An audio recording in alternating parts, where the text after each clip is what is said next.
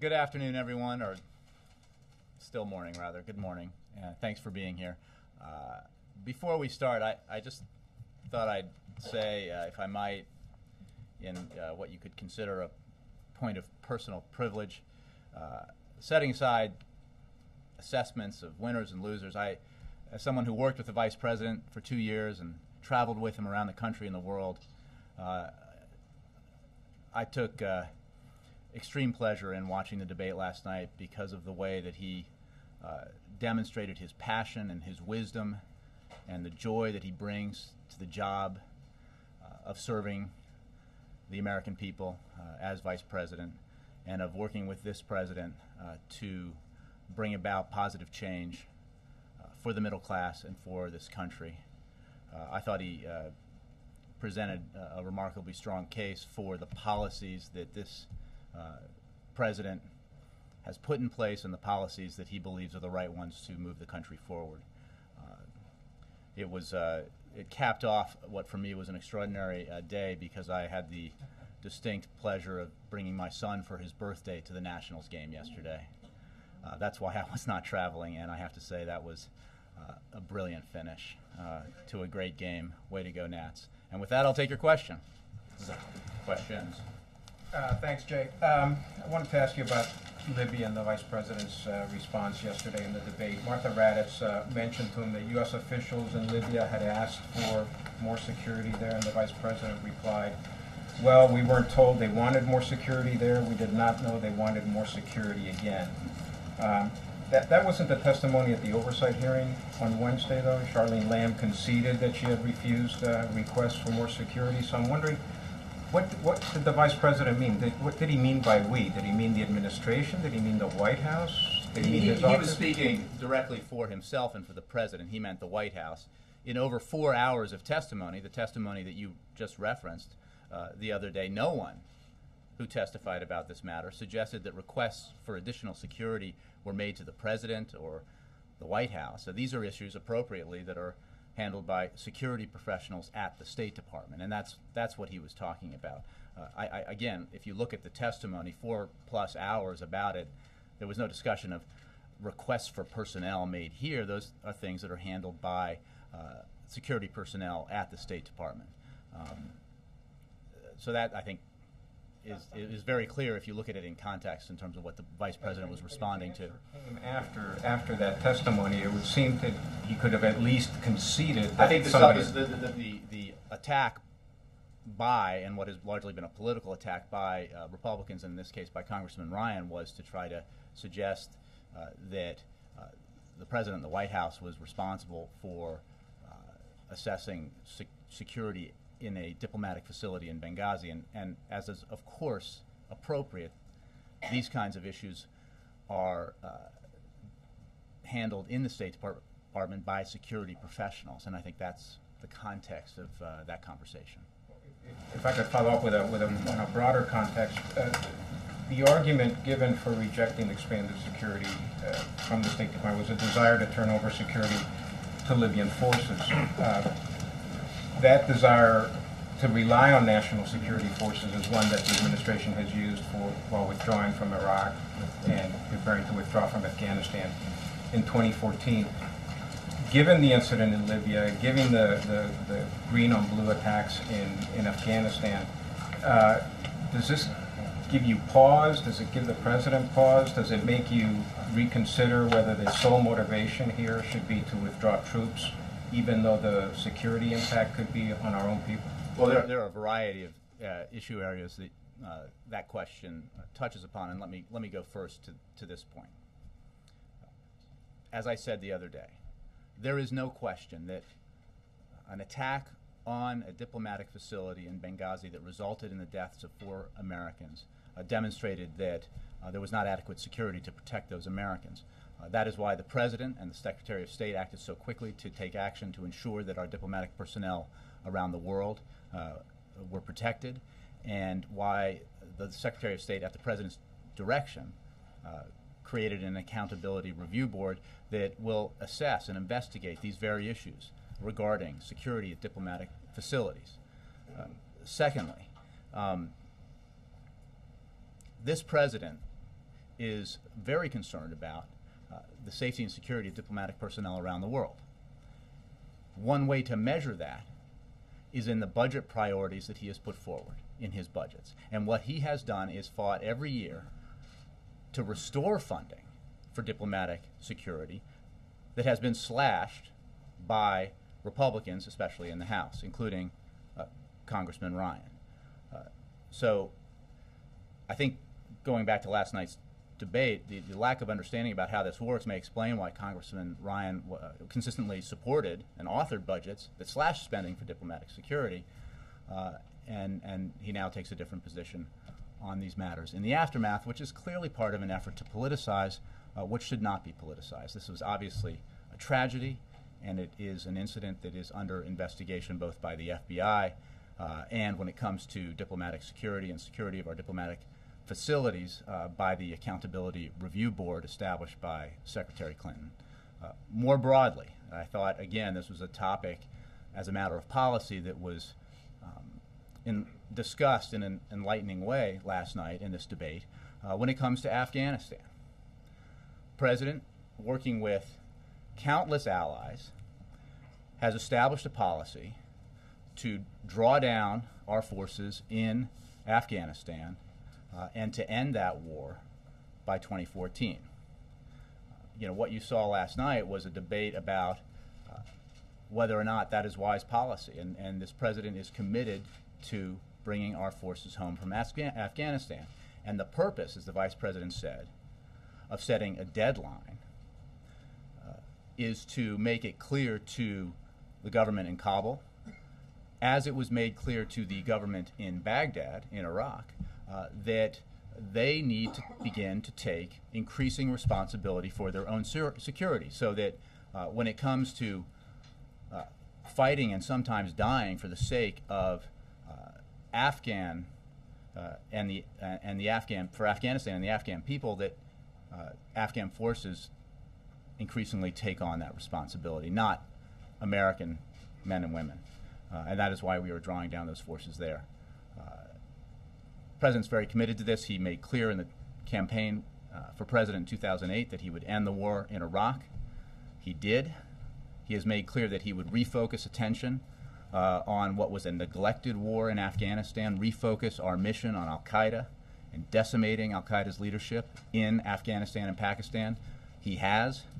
And he has made clear that this is not a war without end, where we will insert American forces to do the job that should be done once they're trained up by Afghan forces, and he is happy to have that debate.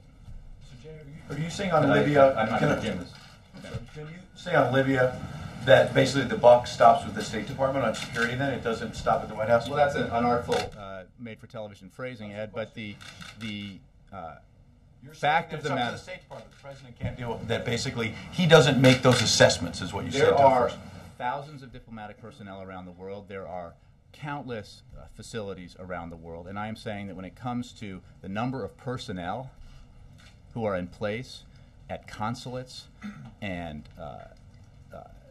embassies and other diplomatic facilities around the world, those decisions are appropriately made at the State Department by security personnel. When it comes to funding, yeah, this president fights to make sure that embassy security and diplomatic security is adequately funded, make sure that that funding is restored when efforts on Capitol Hill are made, principally by House Republicans, including Congressman Ryan, to slash it in order to cut taxes for the wealthiest 2% in this country. You bet. That's the president's responsibility, and he has demonstrated that he's kept that responsibility. To be clear, you were saying from this podium that the president and the vice president have never been briefed about the fact that security, more security, was needed in Benghazi. You're saying they were never in the presidential daily briefing, never briefed. What I'm saying is that matters of security personnel are appropriately discussed and decided upon at the State Department by those responsible for it. Right. Obviously, it is the case that everyone responsible for national security in this administration, and those, I believe, who are knowledgeable about it on Capitol Hill, have long been aware of the fact that Libya is a dangerous place. So then why did the vice president say that he and the president were not briefed? if you're That saying is that senior... what you are doing, Ed, and I know you're conscious of it, is actually saying something that was not said last night. What the Vice President said was that We weren't told they wanted more security there, is what he said. That's a quote. correct, and he is talking about... Never briefed. That's clear. He was never briefed that more security was needed. There was a 4.5-hour public hearing where this issue was talked about, where the very specifics of requests for security personnel were made, were adjudicated at the State Department. Unless you were listening to another briefing that I wasn't, that there was no... The State Department. I just want to be clear. It was never in the presidential daily brief or anything like that. I'm not going to sit and talk to you about the details. No, I'm not, Ed. I'm saying that matters of how many personnel are assigned to embassies and consulates and other diplomatic facilities are not decided at the White House. Okay. They're decided at the State Department. Okay. And so then on September 10th, you put out a press release that said that the president himself was briefed, not the State Department. The president was briefed about consulates and other installations around the world and the security posture ahead of the 9/11 anniversary. So are you now also saying that in that briefing, the president was not told that about security problems at Benghazi, a consulate that had been targeted?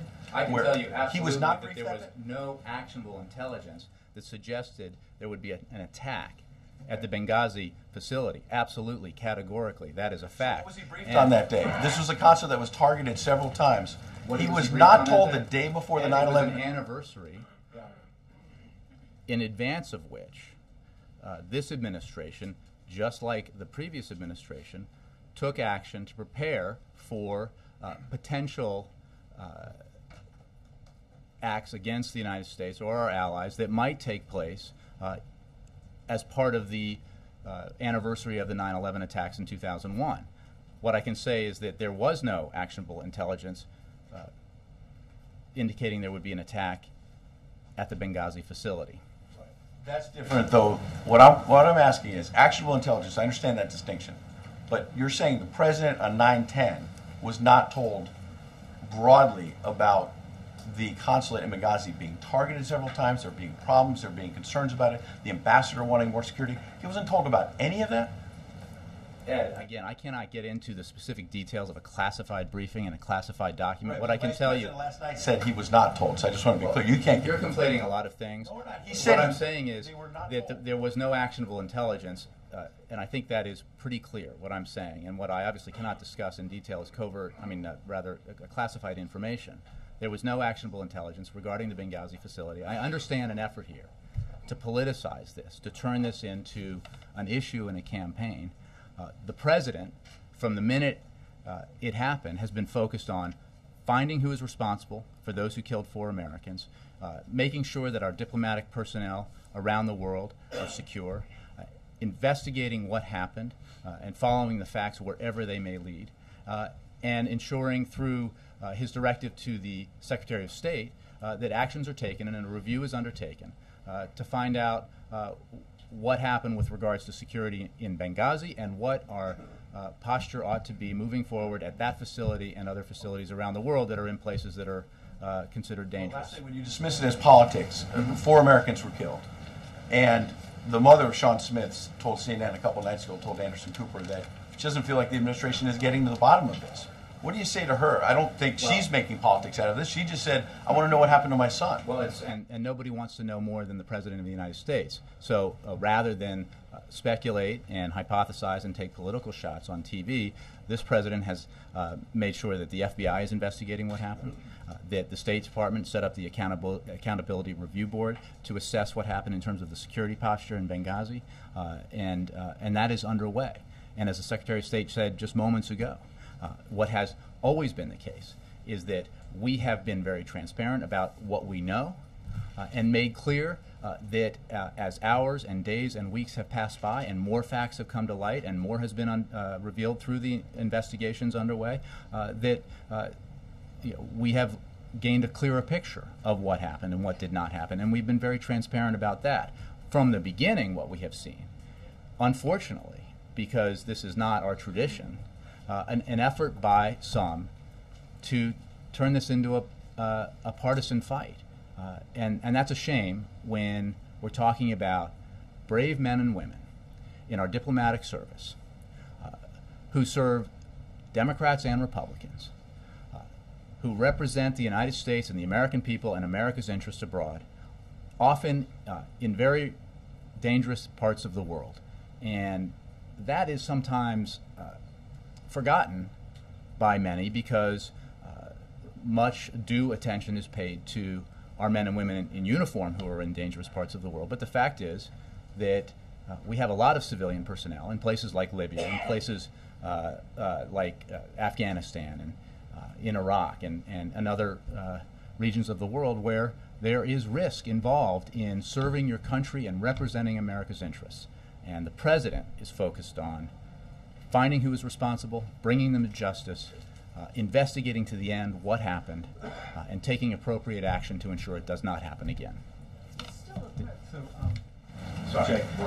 So still on the subject of the Benghazi consulate attack. I mean, the 3 State Department officials and former Libya security chief all testified that a request had been made for additional security for the Benghazi consulate and had either been ignored or rejected. So I guess I want to clarify, that request or those requests never made their way to the White House. We know you said they have made their way to the President or the Vice President. Individual personnel at thousands of facilities around the country are not adjudicated at the White House. They are decided at the State Department appropriately. And the State Department has to make assessments. And this is all under review by the Accountability Review Board. And that process should be allowed to continue and not be prejudged. But it is certainly not the case that the assignment of security personnel at diplomatic facilities is made here at the White House, nor should it be. What is the case is that the President sets his priorities in his budgets, and the President has set levels of funding for diplomatic security in his budgets that have been routinely slashed by Republicans, especially in the House. So I find it rich that charges are made about concern over diplomatic security by those who routinely slash funding for diplomatic security in order to pay for tax cuts. I guess what we're trying to get at is who knew what when. I mean, and this is all under investigation and review. But what I think is obvious to anybody who understands how this works, requests for additional security are not made to the White House at diplomatic facilities. They're made to the State Department, which is where the appropriate security personnel assess these requests. The Vice President's comments last night in the debate were widely interpreted as saying that the administration was absolved. He said, we weren't told. Okay, so you're saying the State Department was told. The Vice President was speaking about himself and the President and the White House. He was not referring to the administration. Clearly, since there was a public hearing for 4.5 hours where it was discussed openly by individuals working at the State Department, requests that were made. Obviously, he was referring to, he wasn't talking about the administration writ large, he was speaking about himself and the President and the White House. Okay. And of course, the Vice President made a much more aggressive and expressive presentation of the administration and Obama campaign's views yesterday in his debate performance, which is much better received than the President's himself in his past debate. What, if any, lessons does the President take away from having watched that debate? And what kind of changes in his preparation in Williamsburg can we expect? Will he change his debate partner to reflect a different approach? Well, let me say a couple things. Questions about campaign strategy, debate prep are more appropriately addressed to my colleagues on the campaign. I can tell you that, as you know, the President watched the debate last night, thought the Vice President did an excellent job presenting this administration's case, this President's case, and this Vice President's case for why we need to continue to move forward, why we need to make decisions about our economic policy that allows our economy to grow from the middle out instead of from the top down, and why we have taken the actions that we have and need to continue to take the actions that we have to enhance America's national security interests around the world. President watched the debate on Air Force One, flying back from Florida, with a number of staff who were traveling with him, including our own Josh Earnest. And I think he spoke to reporters afterwards and made clear that he was very pleased with the Vice President's presentation last night. This is about, without getting into campaign strategy, this is about very serious issues of public policy, very serious matters about choices we make in budget priorities, and we were just talking about one of them. The President believes, as the Vice President made so clear yesterday, that we cannot afford to put back in place the policies that helped precipitate the worst financial crisis in our history, or at least since our lives, since the Great Depression. We cannot afford to raise taxes on the middle class in order to give tax cuts to millionaires and billionaires. We can't afford, our seniors and future seniors cannot afford to have their health security undermined by a system that would turn Medicare, one of the greatest accomplishments for older Americans in the history of this country, into a voucher system that puts seniors at the mercy of insurance companies. The President will not do that. And I'm confident that he will make that case when he has the opportunity to go before the American people again in a debate next week. I know that he feels the Vice President made that case very well last night. Can I ask if Thank you, Jay. I want to go back to Libya again. In answering the question, you keep referring to the process, and I don't think anyone argues with the fact that the State Department takes the lead in deciding security issues and so forth. But no one is really talking about that. What the question is, They are, actually. well, we're not. The question we're trying to get at is, did the Vice President and did the President, were they aware of this? Not that they had to make a decision Sure. about additional forces or security, but were they even aware that there was a request I out think there? the Vice President spoke to that very clearly last night, that when it comes to requests for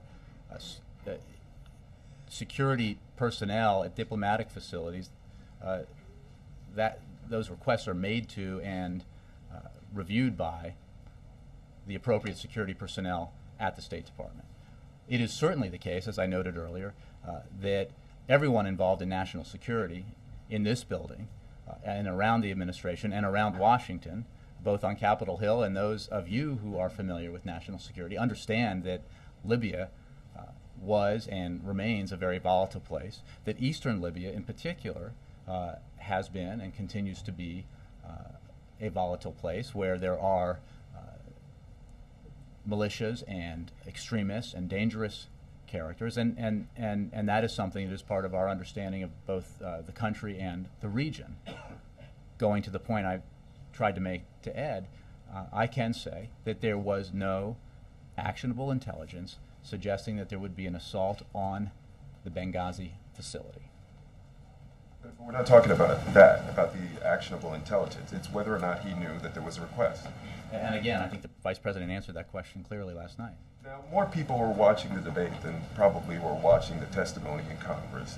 And so the Vice President's answer could have implied to someone who was unaware of the testimony that the administration didn't know there was a request. The administration broadly. Well, and I Should appreciate. he have been more specific and said Look, he personally was not aware, even though testimony shows the administration did know about it. Again, the Vice President certainly was aware of the testimony on the Hill. Everyone in this room, including people who pretend otherwise, were aware of testimony Someone on watching the at Hill. home who probably And what I'm wasn't reading saying, about it and didn't know what about I it. and others testimony. are saying now in answer to your questions is designed to make clear what we know you understand, but others may not, which is that there obviously were requests made, as openly discussed in a public hearing on Capitol Hill the other day, by individuals to the State Department, where those kinds of requests are routinely reviewed. nowhere in those 4 hours of testimony was it suggested that those requests are made to or sent to the White House, because that's not how this works. The issue about actionable intelligence is important because it goes to the question about what happened that night, and it, I think, answers the question that Ed asked about the general briefing that the president gets regularly in advance of significant dates that might potentially create risk because of potentially increased activity, like the anniversary of 9/11 or Christmas or other holidays. And that's the kind of briefing he routinely gets, and we routinely make you aware of. You referred to the Vice President's performance as passionate. Mm-hmm. A lot of people out there, conservatives certainly, saw it as aggressive. Would you disagree with that? I think he made a passionate case for why we can't stick the middle class with the bill for getting our fiscal house in order with a $5 trillion tax cut and the voucherization of Medicare. Yeah, I think he was very forceful. But I also think he demonstrated a remarkable degree of precision when it comes to the wealth of experience he brings to this office, how deeply he understands both the policies that this administration has put into place and the policy proposals of both the other ticket and Republicans in general on Capitol Hill, because he has lived this stuff. He has negotiated it through his years as vice president and as senator. He demonstrated his vast experience on matters of national security, foreign policy. And I think he reflected what those of you who have covered him, and I certainly know, which is that he is deeply rooted in his own background and his own neighborhoods, and has never lost touch with the fundamental rationale behind his public service, which is he is here to fight for middle-class Americans, for people who just deserve a fair shot, for people who you cannot write off because they're senior citizens and aren't paying income taxes. You cannot write off because they're veterans receiving government benefits because of their service to this country. And I thought that was both forceful and compelling. Yeah. Does the president stand behind everything Vice President Biden said that he heard in the debate last night? I'll give you one example. When the Vice President said, people making $1 million or more will begin to contribute slightly more. Is the president now moving the goalposts from $250,000 to $1 million? Absolutely not, and I appreciate the question because this goes to the Vice President's extreme command of his brief and of his facts. Our position on the Bush tax cuts has not changed. The president proposed a way to ensure that 98% of Americans and 97% of businesses do not see their taxes go up at the beginning of next year. And that's a goal the Vice President reiterated throughout the debate last night. The Senate has passed a bill that would do that, and we have called on the House to do the same. All that needs to happen now is for Republicans in Washington to stop holding the middle class hostage to tax cuts for the wealthiest 2% of Americans. When the Vice President was talking about people making $1 million or more, he was explaining the numbers. He repeated our proposal will ensure that taxes do not go up on 97% of American businesses. Why is that statistic important? Because, as you know, that's the $250,000 threshold, as he made clear, that 97% of American businesses do not have taxable income above $250,000, which goes right to the threshold the president has set since he ran for office back in 2007. The trillion, he was using $1 million as an example, and he made clear that he knew his brief because of the $1 trillion in that tax cut, 80% goes to households over $1 million, and that's the point he was making. The president's reaction to the testimony of those State Department security officials, when he heard what they said and the pleas of the one security officer said he knew now that they would not get, they didn't want more security, they wanted to keep what they had, and he knew that wouldn't be allowed until after there was an incident. Did that make the president angry? The president wants to get to the bottom of what happened. Your own network interviewed the president and asked him about the situation in Benghazi, so I would refer to what the president said. He is committed to finding out what happened. He is committed to making sure that those who killed 4 Americans are brought to justice, and he is committed to ensuring that actions are taken after the Accountability Review Board thoroughly assesses this matter to make sure that what happened in Benghazi never happens again. It is important to note that part of doing that is maintaining through your budget the priority of ensuring that diplomatic security is properly funded, a fact that others don't seem or have not seemed in the past to think is important. Did those security officials making the decision not to increase or maintain security, are they, if they're still following the president's policy, is it the president's policy it's better to get security to the hands and train local forces, or is he blaming it simply on the dollars that are on the books of the State Department? Not blaming it on anything. This is under review. It is under investigation, and I would encourage everyone to assess that review when it's completed. When it comes to matters like Afghanistan, as the Vice President made clear so effectively last night, absolutely, it is our policy that after more than a decade of war in Afghanistan, after he took a policy that was wildly adrift and unfocused and under-resourced in Afghanistan, and made clear what our priorities there should be, and executed on a mission that has effectively gone after Al-Qaeda Central in the AfPak region, has delivered severe blows to the senior leadership in Al-Qaeda, and has created the time and space to build up Afghan security forces that, yes, it is time to bring American forces home and to turn over increasingly responsibility for Afghan security to the Afghans. And that is absolutely the President's policy. Yes, sir. Was the denial, the security request denial for Libya based on budgetary considerations? I will repeat again that decisions made about requests for security personnel and security matters are made at the State Department. This is something that is under review at the President's direction and the Secretary of State's direction by an Accountability Review Board headed up by an esteemed former diplomat. And these assessments will be made by those who are investigating it. Isn't that something that's immediately knowable, though? Isn't that something that you would want to know, given the fact that, as you described, there are many dangerous people out there in dangerous places? I would encourage you, I'm not sure if you watched or you read the testimony, but there was a lot of discussion about these specific requests and how they were handled in a public hearing up on Capitol Hill. I think that those individuals who dealt with these kinds of issues are best suited to answer that. Again, these kinds of requests are not presented to or reviewed by the White House. They are handled at the State Department. But given all that, why would you be critical then of the GOP, House GOP, insisting on a lower number for diplomatic security if you're not even sure that that had anything to do with it?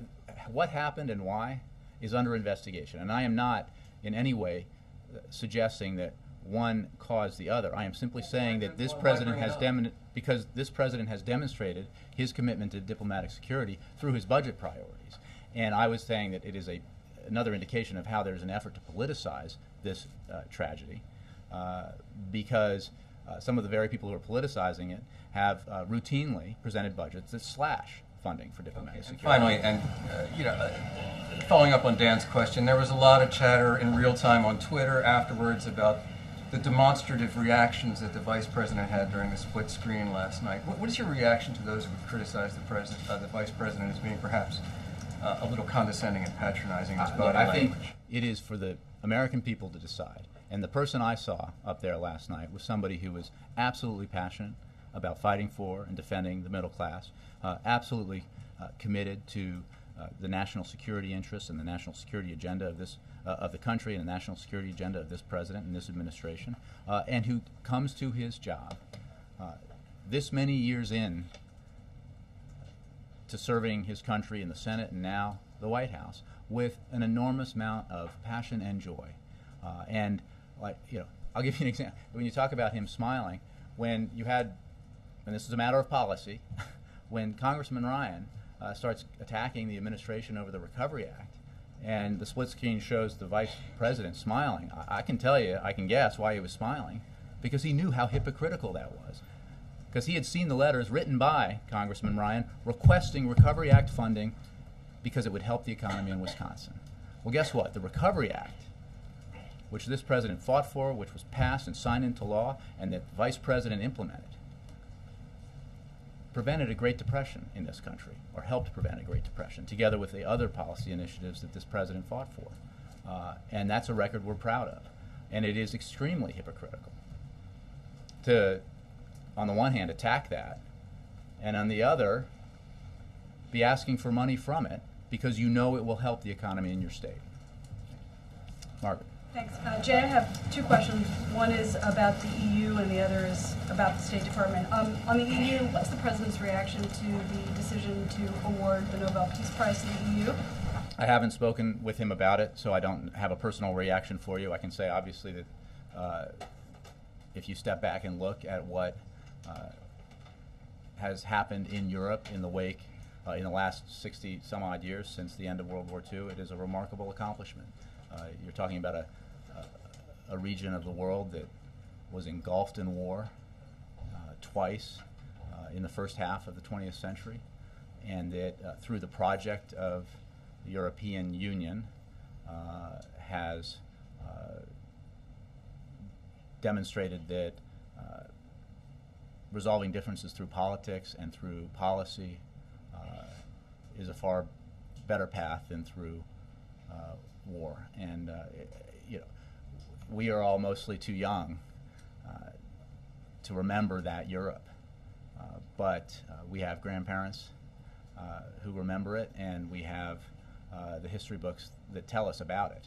And it is rather remarkable if you think about it, what even as it deals with its challenges and as it has dealt with them in the past, what Europe looks like today, now unified in the post-Soviet era and the end of the Cold War, compared to what it looked like in 1945 or 1955. If I can do my State Department question real quick. Sure. I know we've sort of been over this, but does the White House agree that the State Department never did conclude that the attack in Benghazi was triggered by a spontaneous demonstration? And if so, why did Ambassador Rice say that on September 16th?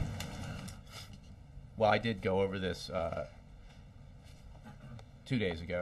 The Secretary of State was asked about this an hour or so ago. But I can simply tell you what Pat Kennedy, the Undersecretary of State for Management, I believe a multi-decade veteran, a career veteran of the Foreign Service, can say, somebody who's worked under Democratic and Republican administrations, and he said no one in the administrations has claimed to know all the answers.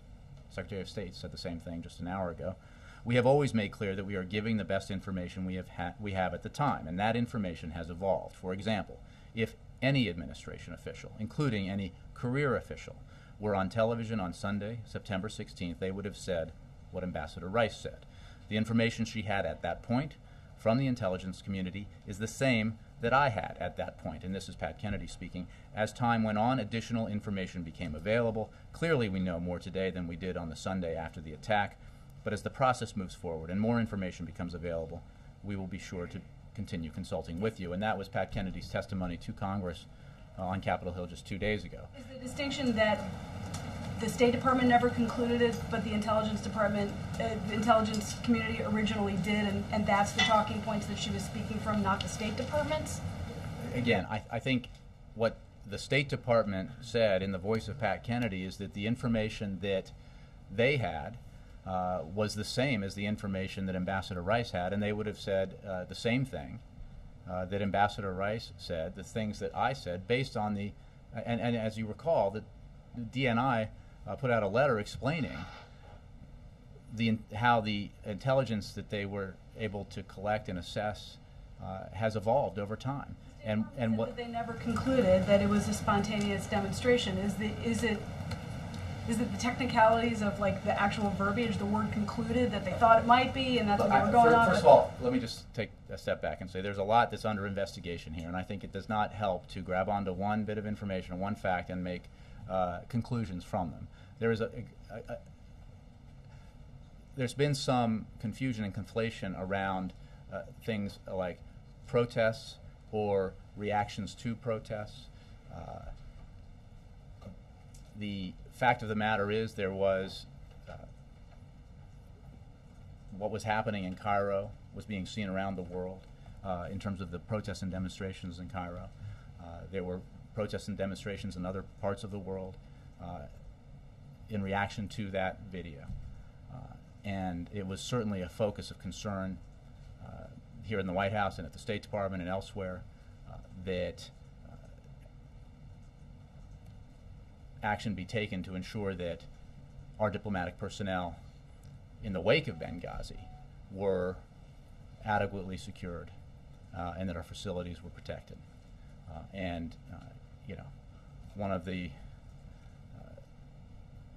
misstatements last night that was put forward was an attack on the president for mentioning the video at the United Nations.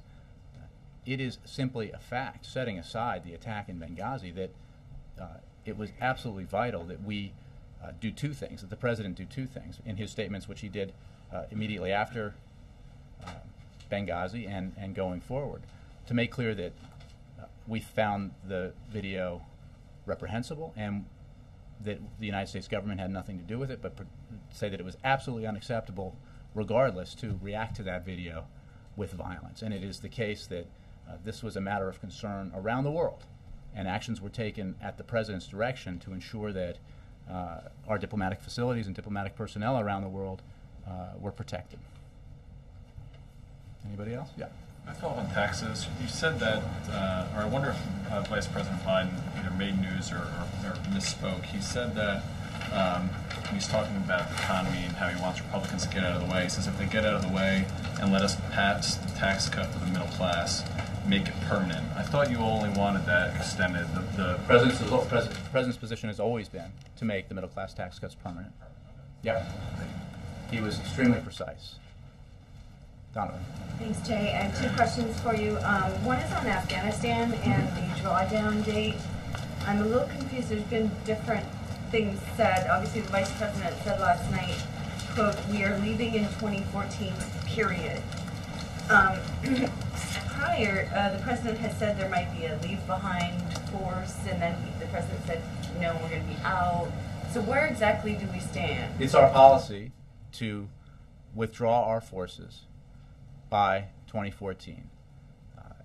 That's what the Vice President made clear. That's what the President has made clear. It's an issue around which Governor Romney and Congressman Ryan have been extraordinarily unclear, repeatedly and habitually. But the President's position is based on a policy and a strategy that was adopted by all of our allies engaged in this effort and has been implemented beginning with the surge and now with the drawdown of the surge, with the training up of Afghan security forces, and with the transfer of security responsibility gradually over to those Afghan forces. And it is, I think, the point that the Vice President made that was so significant is that when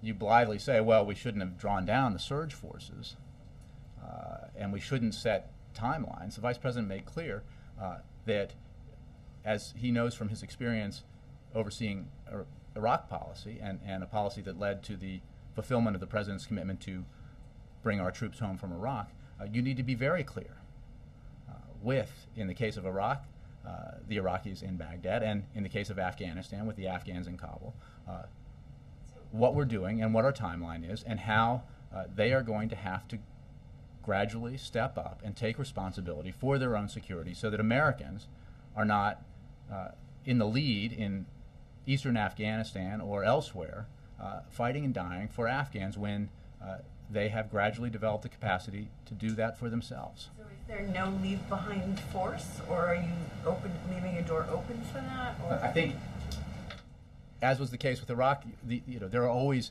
conversations, but about future relations between our country and a country like Iraq or with Afghanistan. But in terms of the forces that are there now and the policy of this President, as was the case with Iraq, we are ending that war in 2014. That is the policy of the of the President of the United States. April. My Sorry. second question, very quickly. I want to follow on Anne's question. She asked if the president was upset when he learned that he had not been told about these requests for extra security and that kind of thing. Has he now asked to be informed about such security requests, or has he given any instructions that they should not be turned down, or that he or his designate should be informed? It is absolutely the case that the President is intensely focused on and committed to bringing to justice those who killed 4 Americans. He is focused on the investigations continuing so that they can follow the facts all the way to the end so we know what happened and why. He is committed to ensuring that we take the appropriate actions after the Accountability Review Board to ensure that what happened in Benghazi does not happen again. What is also the case is that requests from the hundreds of diplomatic facilities around the country for security personnel or other related matters are made to the State Department.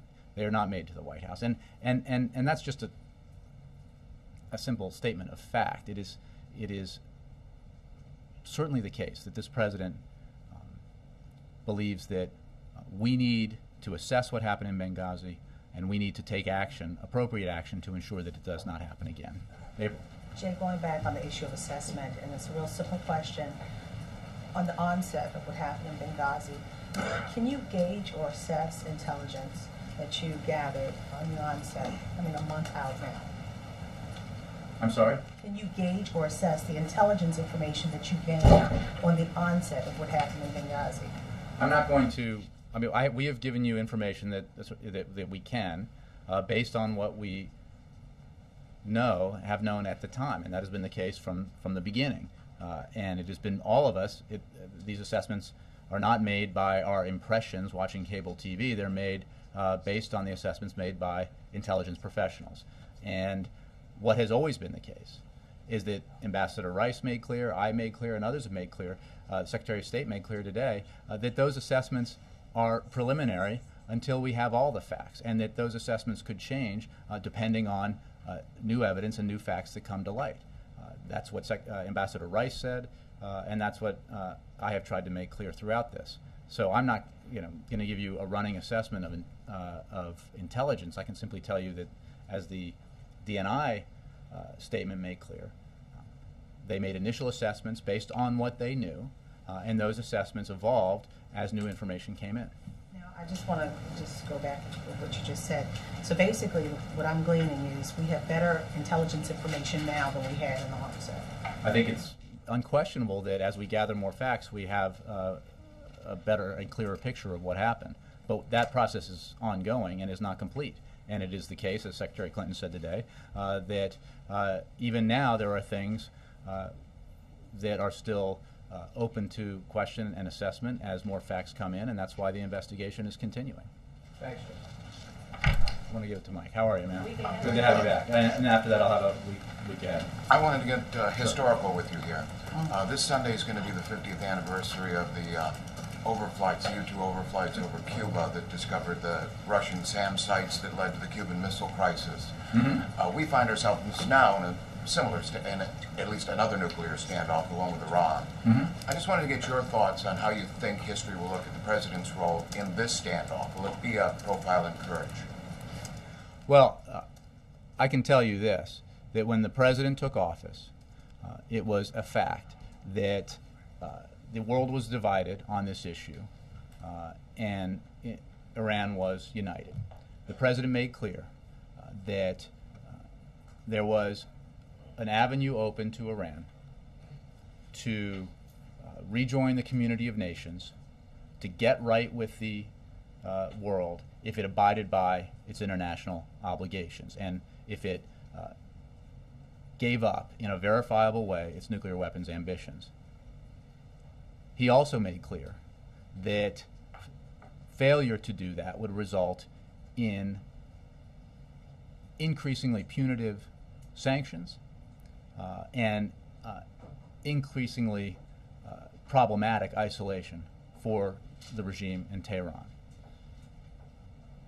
and we have made significant progress in implementing what is unquestionably seen as the most punitive and comprehensive sanctions regime against Iran in history. And that has come about because it's not just the United States, and as was suggested last night, that somehow Congress alone could act to sanction Iran in an effective way, because the fact is the only way you can put the kind of pressure on Iran that we've been able to do through this sanctions regime is by having an international consensus behind it.